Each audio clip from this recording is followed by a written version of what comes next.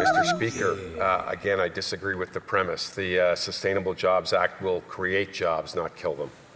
The honourable member, final question. He could disagree with the premise all he wants, but it's his own government memos that says 2.7 million livelihoods in construction, energy, transportation, agriculture, and manufacturing will be lost because of that bill that's on the books. And what we've really seen here tonight is actually no details, no transparency, no plan, and an admission by their own C5 that all of their anti-development bills are holding Canada back, killing Canadian jobs, driving projects away, and $500 billion into the U.S. How can Canadians believe anything they say now? The honourable minister, a brief response. Mr. Speaker, in our consultations with premiers, Indigenous peoples, and proponents, they're excited about the One Canadian Economy Act. They're excited about the opportunity to build again quickly at paces we've never done before. We really hope the member will support us in getting this act on the book. WTF. Hear, hear. Gang, what's up? Aaron here, Canadian Looney. The introduction there was meant to introduce us to our energy minister, Tim Hodgson, who has a new hair dye job. You can tell the carpets don't match the drapes by that video. It's only a couple of months ago. And he has a history of speaking down to women that are asking him questions that they're demanding answers to.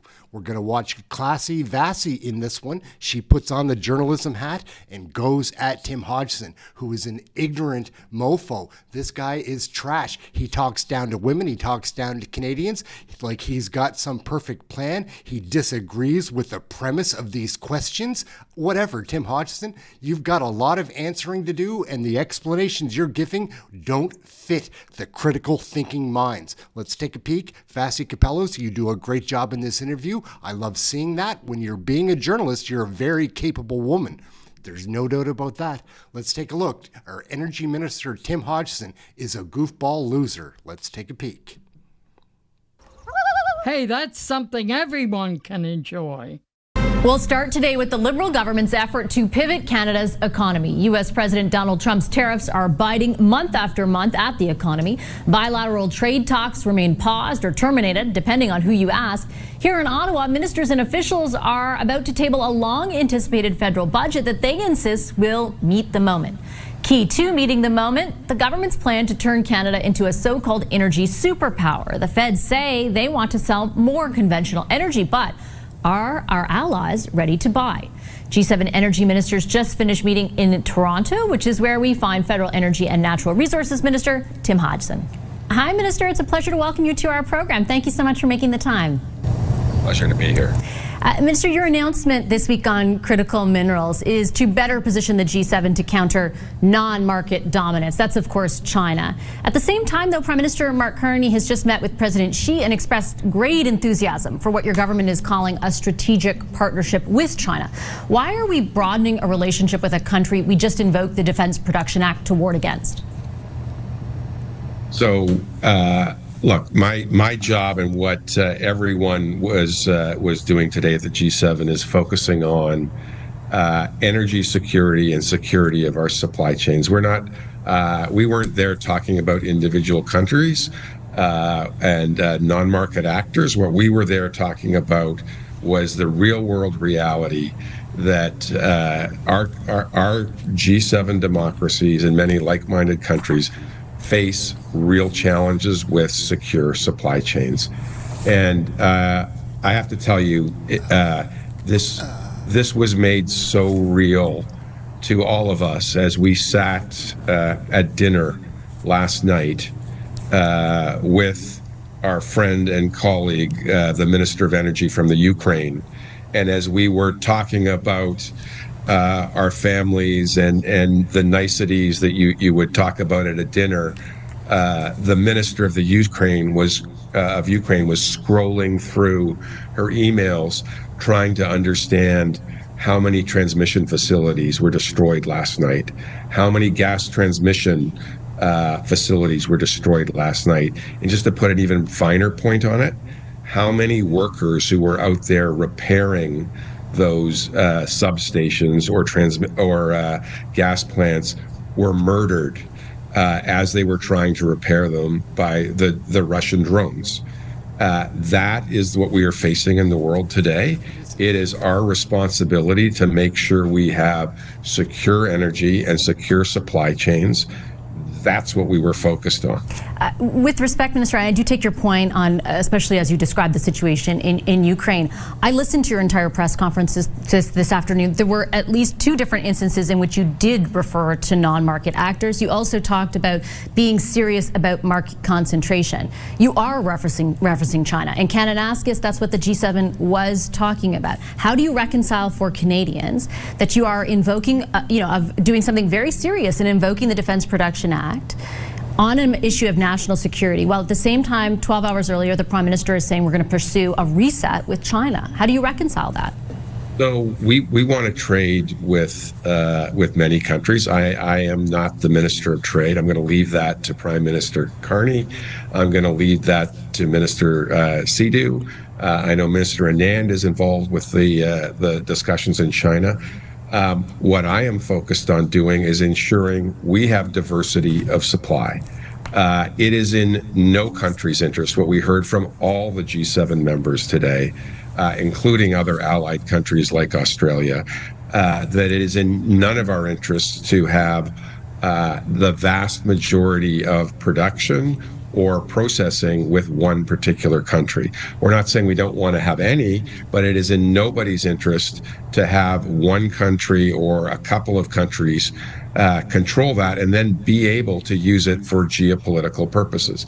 Our goal is to take that card away. Our goal is to create diversity of supply so that we can trade with multiple countries and have that ability that no one country can use trade in energy or critical minerals for economic and political purposes. Is that what, in your view, China is doing when it comes to critical minerals, and that is why you had to do what you did today?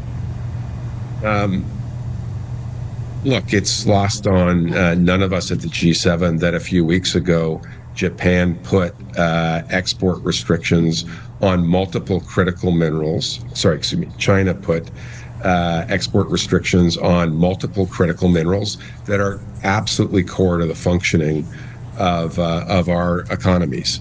My understanding is that is paused, but that, Vassy, is a wake-up call. That is a wake-up call that we should never we should never allow ourselves to be put in that situation. We are correcting that. All the G7 countries. What was really amazing, and I think what we need to understand, is today we signed 26 contracts with 9 different countries to bring forward 6 different critical mineral mines and processing facilities in Canada that would not otherwise have come forward. They're coming forward because our allies say we want diversity of supply. And what does that mean? That means jobs for Canadians. That means new mines, new processing, all the ancillary services that go with that. And that's a win for Canada. Yeah, I guess I'm just trying to understand on behalf of Canadians the national security imperative that you laid out. When you talk about a wake-up call, I did want to also ask you on this issue, because it does appear that we are closely aligning ourselves to the United States, not just with the announcement that you made today, but also the U.S. government has taken an ownership stake in 2 Canadian critical mineral companies. There's a recent deal that'll see Cameco again give the U.S. government increased access to Canadian uranium. Why are we handing the White House so much of our leverage with these strategic assets? Let me repeat for your viewers again. 26 different deals with 9 different countries, with every single G7 country, along with other allied countries from 4 different continents. The vast majority of those deals were with countries other than the United States. The United States did participate in that. We want them to.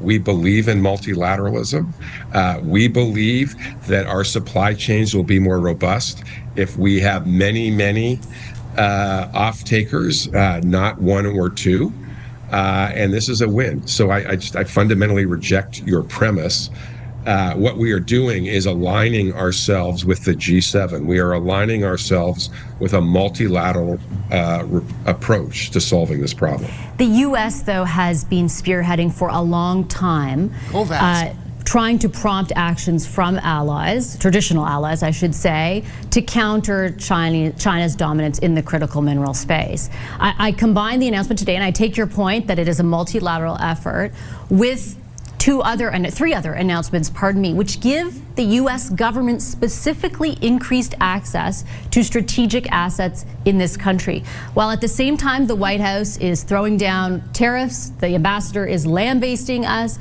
the president is referencing us as the 51st state. How do you reconcile that for Canadians? Why are we handing that leverage over, Minister? So let me give you a little bit of a history lesson. For the last many years, people have been talking about the challenges of critical mineral supply chains.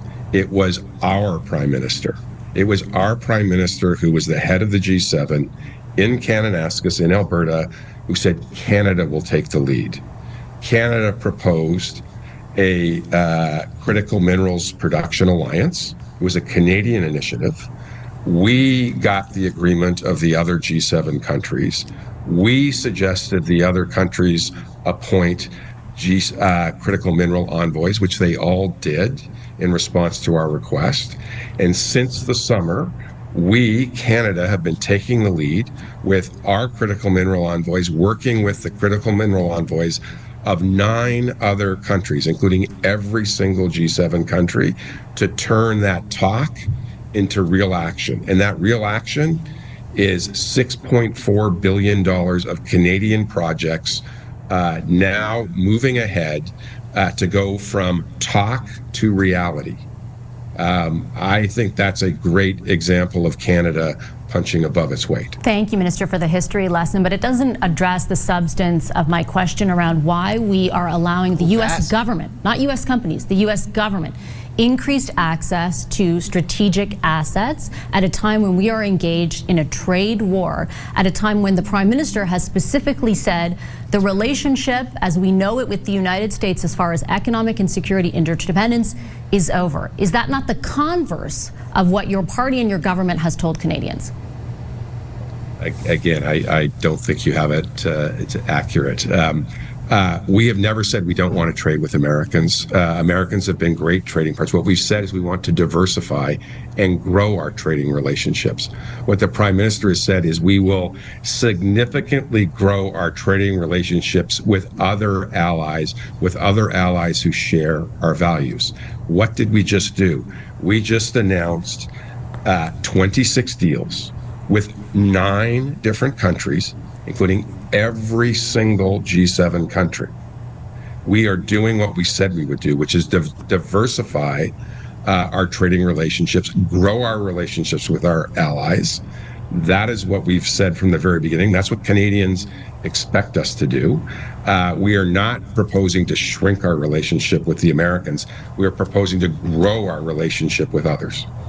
Are you sure that you and your party colleagues have never said that you're proposing to not keep the relationship where it is with the United States? Because I remember the Prime Minister saying our old relationship we had with the U.S. based on deepening integration of our economies and tight security and military cooperations is over.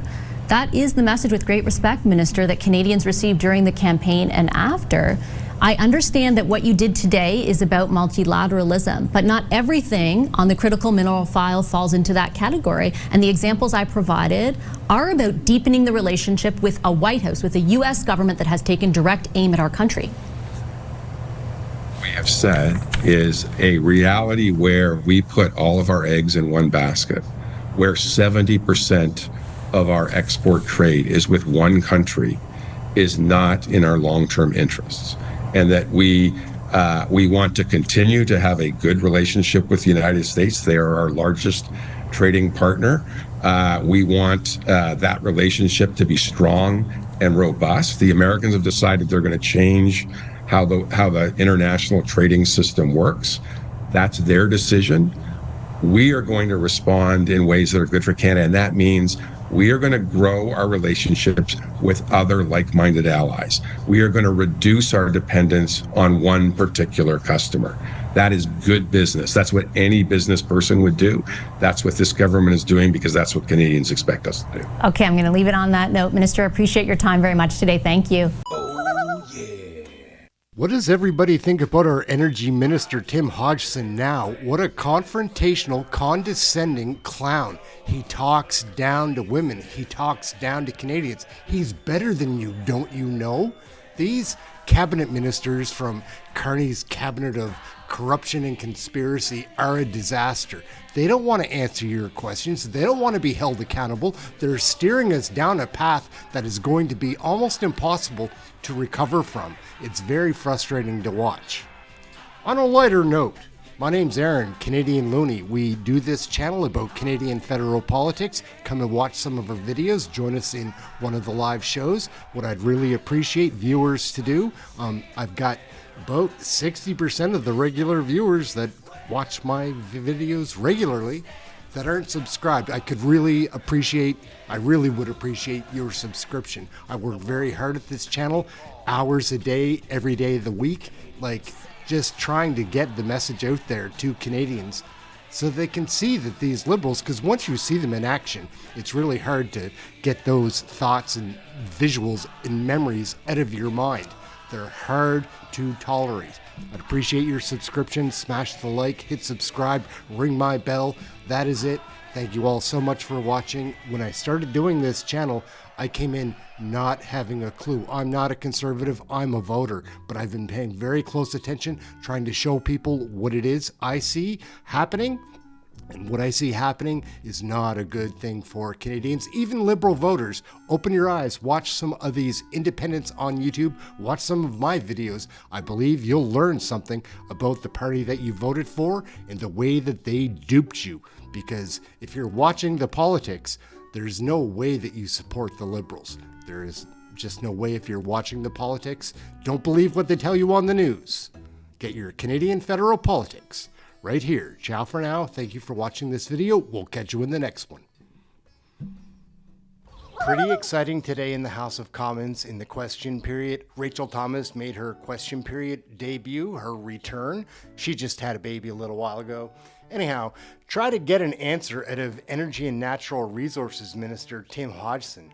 Wow, so many MPs try.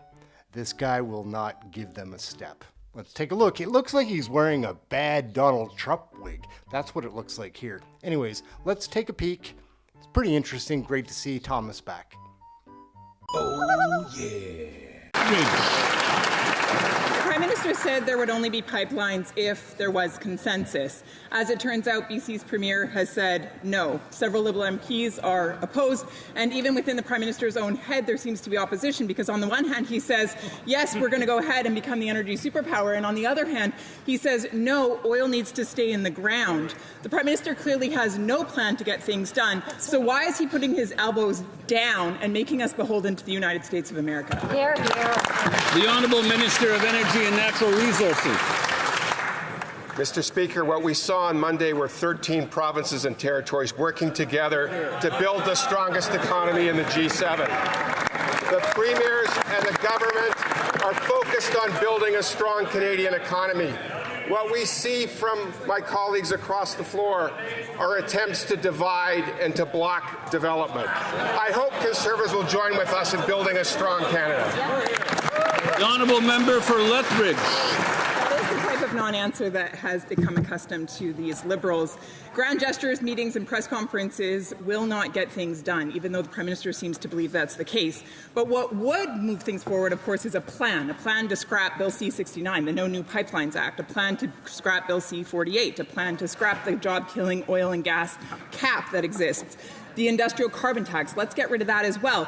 Is the Prime Minister simply turning a blind eye to these things, or does he just not know how to get things done?